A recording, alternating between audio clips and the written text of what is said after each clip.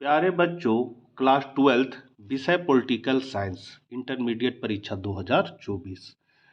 Political science है, दो part में है। आपका पहला पार्ट जो है भाग 1 वो समकालीन विश्व राजनीति है। ऑफिशियली जारी किया गया एमसीक्यू इस ग्रुप से आप लोगों को इस वीडियो के माध्यम से प्राप्त हो जाएगी। सेकंड पार्ट के वीडियो में हम लोग ग्रुप बी स्वतंत्र भारत में राजनीति के प्रश्नों के एमसीक्यू को भी देख लेंगे। ये ऑफिस के द्वारा जारी किया गया है, परीक्षा उपयोगी है। चैनल पर पहली बार है तो जरूर सब्सक्राइब कर ले और मित्रों को यह वीडियो जरूर शेयर कर दे। तो चलिए हम लोग आज कुछ नया सीखते हैं। पहला क्वेश्चन है आपका, पहला अध्याय से शीत युद्ध का दौर। तो शीत युद्ध की शुरुआत कब से माना जाता है? तो 1945 के बाद से। कौन से दो गुटों के बीच शीत युद्ध चला? तो अमेरिका सोवियत संघ के बीच। निम्नलिखित में कौन शीत युद्ध के प्रमुख कारण रहे हैं? तो अमेरिका एवं सोवियत संघ के बीच सैद्धांतिक मतभेद, विजित प्रदेशों का आधिपत्य संबंधी विवाद और युद्धकालीन निर्णयों का अतिक्रमण। ये सभी कारण है, इसलिए डी आंसर हो जाएगा। नाटो की स्थापना कब हुई? तो अप्रैल 1949 में। नाटो की स्थापना का मुख्य उद्देश्य क्या था? तो था पश्चिमी यूरोप में सोवियत प्रभाव के विस्तार को रोकना। नाटो की स्थापना के समय कितने सदस्य देश शामिल थे? 12। क्यूबा मिसाइल संकट के समय अमेरिका के राष्ट्रपति कौन थे? तो जॉन एफ कैनेडी। शीत युद्ध के समय शक्ति के कितने केंद्र थे? 2। सोवियत संघ में साम्यवादी शासन की स्थापना कब हुई? 1917। 1917 में रूस में साम्यवादी राज की स्थापना किसने की थी? तो लेनिन ने। क्यूबा के मिसाइल संकट के समय सोवियत संघ के प्रधानमंत्री कौन थे? तो निकिता खुरुश्चेव। नाटो से संबंधित कौन सा विकल्प सही है? तो उत्तर अटलांटिक संधि संगठन। किसके प्रयास से गुटनिरपेक्षता की नीति अस्तित्व में आई? तो जवाहरलाल नेहरू, गमाल अब्दुल नसीर और मार्शल जोसेफ ब्राज टिटो। ये सभी के। मार्शल योजना क्या थी? तो यूरोप के देशों को पुनर्निर्माण हेतु अमेरिकी सहायता। शीत युद्ध का चरम बिंदु किसे माना जाता है? तो क्यूबा मिसाइल संकट को। प्रथम गुटनिरपेक्ष सम्मेलन के अध्यक्ष कौन थे? तो मार्शल टिटो। किस देश ने नाटो में अमेरिकी नेतृत्व का विरोध किया? फ्रांस। गुटनिरपेक्षता की नींव रखने में किस भारतीय नेता का प्रमुख योगदान था? तो जवाहरलाल नेहरू। गुटनिरपेक्ष देशों का शिखर सम्मेलन नई दिल्ली में कब आयोजित किया गया था? तो 1969। पूर्व बनाम पश्चिम का संबंध किससे है? तो शीत युद्ध से। दूसरा चैप्टर है आपका दो ध्रुवीयता का अंत। तो बर्लिन की दीवार कब बनी थी? तो 1965। सोवियत संघ कितने गणराज्य को मिलाकर बना था? 15। सोवियत संघ में किस पार्टी का शासन था? Communist party. सोवियत संघ में शामिल देश को क्या कहा गया है? दूसरी दुनिया। सोवियत संघ का विघटन कब हुआ? 1991। सोवियत संघ के विघटन के बाद उसकी सुरक्षा परिषद की अस्थायी सदस्यता किसे दे दी गई? तो रूस को। बर्लिन की दीवार को किसने गिराया था? तो आम जनता ने। 1991 में सोवियत संघ के विघटन के उपरांत कौन सा देश महाशक्ति के रूप में उभरा? अमेरिका। सोवियत अर्थव्यवस्था की प्रकृति के बारे में कौन सा कथन गलत है? तो जनता की आर्थिक आज़ादी। सोवियत संघ के विभाजन के बाद रूस का प्रथम निर्वाचित राष्ट्रपति कौन था? तो येल्त्सिन। ब्रेजनेव किस देश के राष्ट्रपति थे? तो सोवियत संघ। स्टालिन संविधान कब लागू हुआ? 1936। ग्लाउनोस्त व पेरेस्त्रोइका के मंत्र किसने दिए? तो गोर्बाचोव ने। दूसरी दुनिया के देशों में किस प्रकार के देश आते हैं? तो साम्यवादी देश। पूर्व साम्यवादी देशों में कौन सी व्यवस्था अपनाई गई? तो यहाँ हो जाएगा आपका उदारवादी। खुरुश्चेव ने 1955 में किसे भारत का अभिन्न अंग बताया? तो गोवा को। चैप्टर 3 है समकालीन विश्व में अमेरिकी वर्चस्व। किस अमेरिकी राष्ट्रपति ने नई विश्व व्यवस्था का चित्र प्रस्तुत किया? तो जॉर्ज बुश। 1996 में तालिबान ने किस राज्य में अपना शासन स्थापित किया जिसे 2001 में अमेरिका ने मिटा दिया? तो अफगानिस्तान। भारत के किस प्रधानमंत्री ने अमेरिका के साथ असैनिक कार्यों के हितों परमाणु समझौतों का सबल समर्थन किया? मनमोहन सिंह। किस देश ने 2003 में संयुक्त राष्ट्र संघ की अपेक्षा करके इराक पर आक्रमण किया? तो अमेरिका। किस देश के साथ संबंध स्थापित करके अमेरिका ने अपनी शक्ति को बहुत बढ़ाया जिससे एक ध्रुवीयता की प्रवृत्ति उभरी? तो चीन। नाटो की स्थापना किस वर्ष हुई? 1949। अमेरिका के वर्ल्ड ट्रेड सेंटर पर आतंकवादियों का हमला कब हुआ? 11 सितंबर 2001। संयुक्त राज्य अमेरिका में कुल कितने राज्य हैं? 50। विश्व को इंटरनेट की सुविधा किस देश की देन है? तो संयुक्त राज्य अमेरिका। संयुक्त राज्य अमेरिका के वर्तमान राष्ट्रपति कौन है? तो जोसेफ रोबिनेट बाइडेन। परमाणु अप्रसार संधि पर किस देश ने हस्ताक्षर नहीं किया? भारत। द्वितीय विश्व युद्ध में अमेरिका ने जापान के किस शहर पर परमाणु बम गिराया था? नागासाकी। निम्न में से किस देश ने खुले द्वार की नीति अपनाई? तो चीन।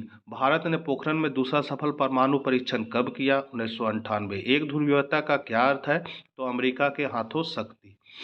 अध्याय 4 है सत्ता के वैकल्पिक केंद्र। तो यूरोपीय संघ की स्थापना कब हुई? 1992। यूरोपीय संघ के दो सदस्य सुरक्षा परिषद के अस्थायी सदस्य है? तो ब्रिटेन और फ्रांस। यूरोपीय आर्थिक सहयोग संगठन की स्थापना कब हुई? तो 1948। यूरोपीय आर्थिक समुदाय की स्थापना कब हुई?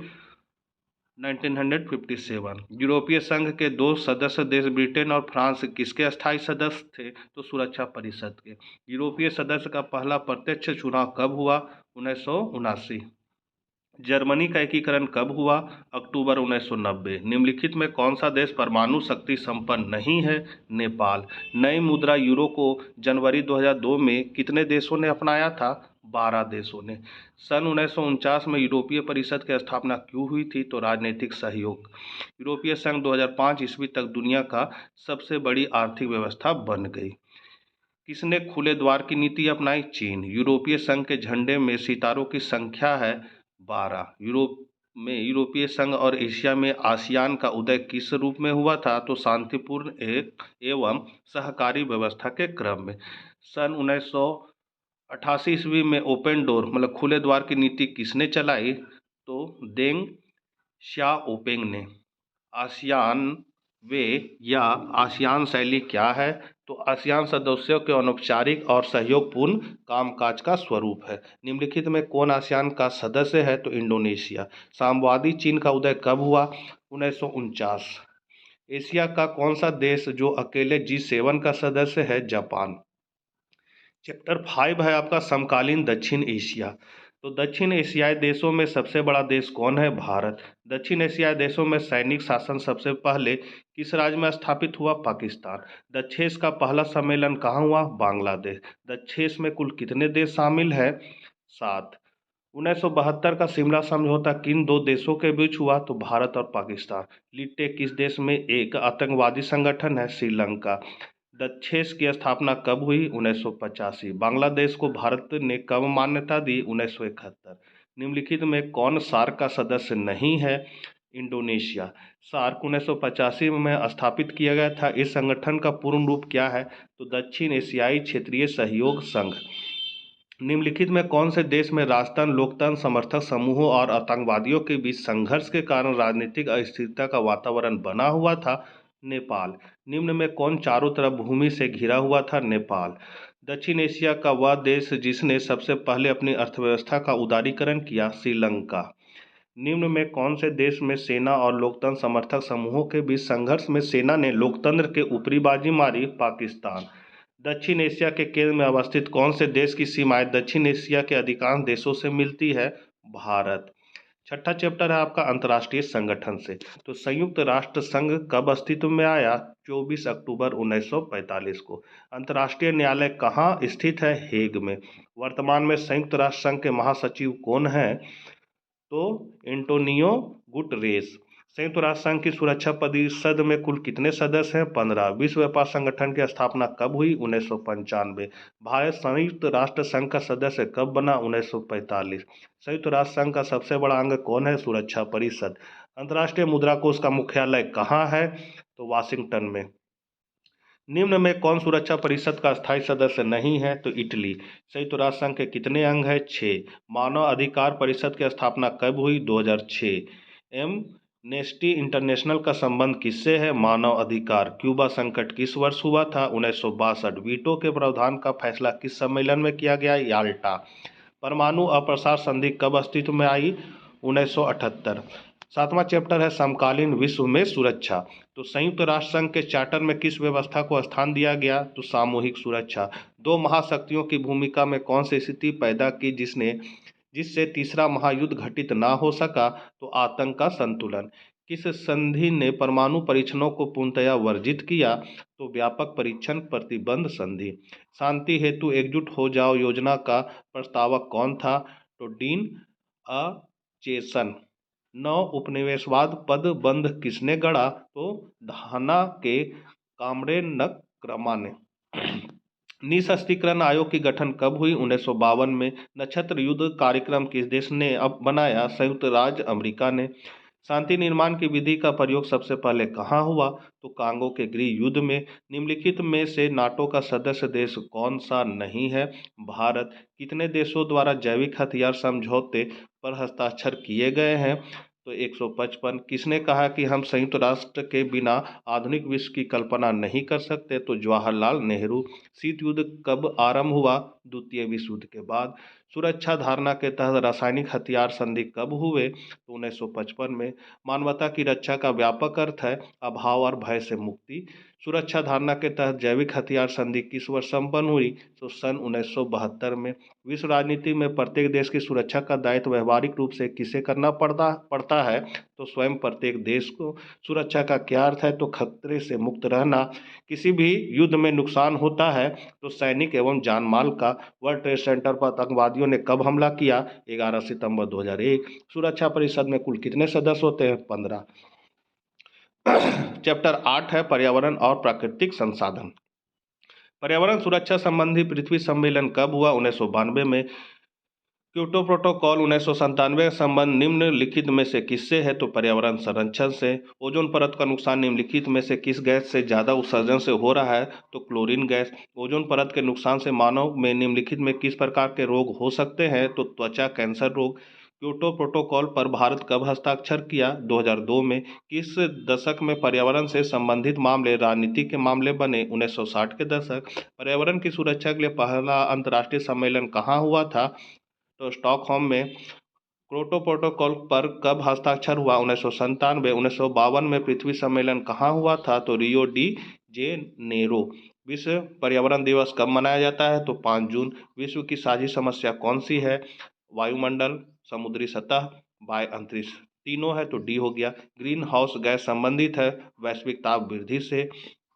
वैश्विक मामले से सरोकार रखने वाले एक विद्वत समूह क्लब ऑल रोम ने कब लिमिट्स टू ग्रोथ शीर्षक में एक पुस्तक प्रकाशित की? तो 1972 में। किस दशक के मध्य में अटलांटिक के ऊपर ओजोन परत में छेद की खोज एक आंख खोल देने वाली घटना है? तो 1980 के दशक। झारखंड में पावन वन प्रांतर को किस नाम से जाना जाता है? तो जाहेरा थान और सारना। पर्यावरण के प्रति बढ़ते सरोकारों का क्या कारण है? निम्नलिखित में सबसे बेहतर विकल्प चुने।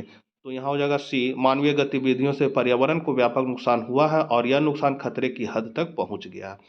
चैप्टर 9 है वैश्वीकरण। तो वर्ल्ड सोशल फोरम की पहली बैठक कब हुई? तो 2001। भूमंडलीकरण किस विचारधारा पर आधारित है? उदारवाद। विश्व व्यापार संगठन की स्थापना कब हुई? जनवरी 1995। वर्ल्ड सोशल फोरम की प्रथम बैठक किस देश में हुई? ब्राजील। वैश्वीकरण के कारण भारत का स्वरूप किस प्रकार का हो गया है? तो वैश्विक गांव का। वैश्वीकरण की नीति से सबसे अधिक नकारात्मक रूप से कौन प्रभावित हुए? गरीब। निम्नलिखित में कौन वैश्वीकरण का कारक नहीं है? तो खेल। प्राचीन काल में किस स्थल मार्ग से एशिया और यूरोप का व्यापार होता था? तो रेशम मार्ग। IMF और विश्व बैंक कब से काम शुरू हुआ? 1945। गिरमिटिया किसे कहा जाता है? तो अनुबंधित मजदूरों को। सोचो विश्व के संदर्भ में और देश का हित करो यह कथन किस विद्वान का है? तो मनमोहन सिंह का। आधुनिक युग में अर्थव्यवस्था के क्षेत्र में होने वाली सबसे बड़ी क्रांति कौन सी है? तो वाणिज्यिक क्रांति। विश्वव्यापी आर्थिक संकट किस वर्ष आरंभ हुआ? 1929। कॉर्न लॉ किस देश से संबंधित है? ब्रिटेन। भारत में वैश्वीकरण के जनक कौन है? मनमोहन सिंह। तो बच्चों ये थे आपके ग्रुप ए समकालीन विश्व राजनीति का MCQ जो ऑफिशियली जारी किया गया है। वीडियो आपके लिए उपयोगी है तो लाइक जरूर कीजिएगा। मिलते हैं नेक्स्ट वीडियो साथ। जय हिंद, जय भारत।